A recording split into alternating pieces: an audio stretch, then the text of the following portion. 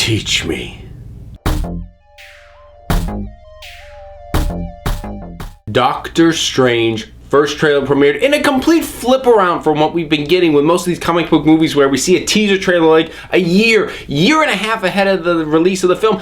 This movie's coming out this year. We finally have our first trailer, and I like it. This is obviously just a teaser, and it is very much constructed like a teaser, feels like a teaser. We don't get a lot of story. We get glimpses of character. We get glimpses of vibe and general feel, and what I see, I like. Word I had in my head coming away from this thing was trippy. And you know what? Doctor Strange should be trippy. And I liked how it kind of built up to it too, because you had the narration from Tilda Swinton as the Ancient One, like there are these multiple realities. I'm like, cool, nice starting place. Then she sort of like punches him and forcibly astral projects him out of his body. I'm like, okay, cool, makes sense. But that astral projection is like, that's fairly straightforward, magic-y kind of thing. Okay.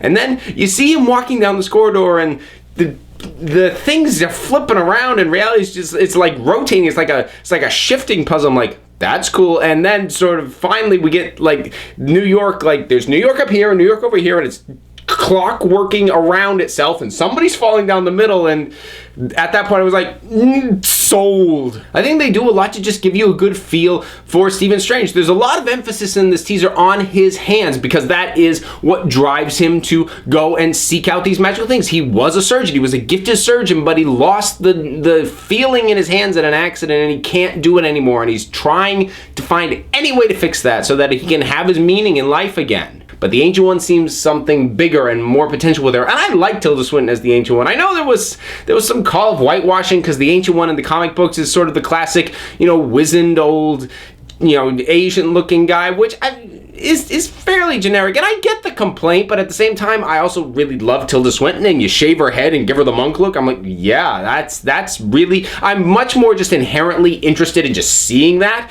than I am another ancient bearded mystic trainer. I mean, maybe that's me. We get a few other tiny glimpses of other stuff. We get like one really quick shot of Mads Mikkelsen playing whoever he's playing. We still don't really know. We get one shot, I think, of Baron Mordo, and he also does the opening narration, I'm fairly certain. And it's done in this sort of, I guess, sort of friendly tone. It sounds like he's talking to Stephen Strange, so I do get the feeling that they are going to emphasize the camaraderie between these two in this movie. And if they start coming, butting heads, it's going to be either in the tail end or at the very end, so that they can be at each other's throats in the sequel. We'll see how that pans out. About the only thing that concerns me at all are the few bits we hear of Benedict Cumberbatch himself speaking as Stephen Strange, and that's the accent. He does appear to be doing an American accent, which on principle I like, because Stephen Strange should not be grown-up Harry Potter. He should be a more homegrown kind of character for the US, He should be taking influences from his mentality from, the American sources, Houdini, the traveling mystics who, used to go with carnivals and stuff like that, not Merlin.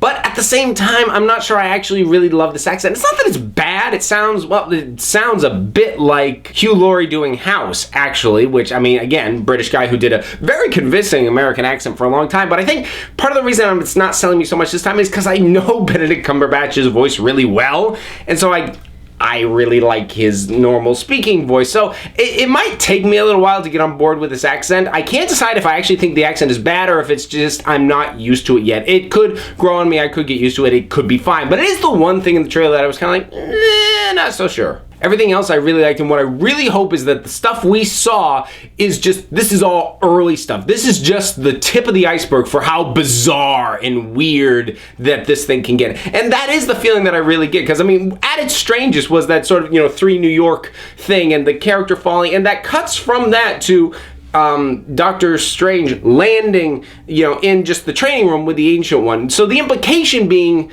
this is just him being shown all these possibilities, and then he just lands right back where he started. So that to me, and they're certainly framing it like, this is just where we start from. It's gonna get weirder from here, and that is what I want out of a Doctor Strange movie. So the Doctor Strange trailer, have you seen it? What'd you think about it? Whatever you thought, drop something down in the comments and let's talk about it. Don't forget to like, subscribe, follow me on Twitter at Council of Geeks. Check out the Council of Geeks podcast on iTunes and Stitcher, and until next time, this council is adjourned.